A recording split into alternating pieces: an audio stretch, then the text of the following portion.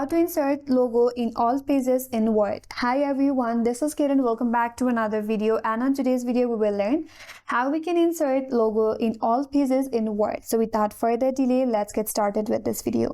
First of all, you have to navigate to the logo that you want to add. For example, I have my logo right here. Now right click on the logo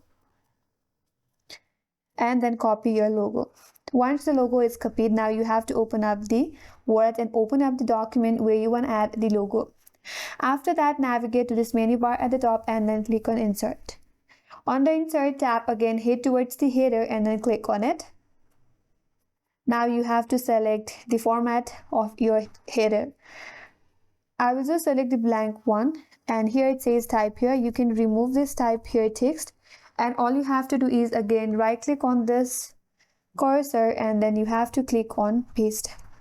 Now the logo is pasted. Here you can click on the logo and then resize the logo. Now once you are done with resizing your logo, you can click on close header and footer.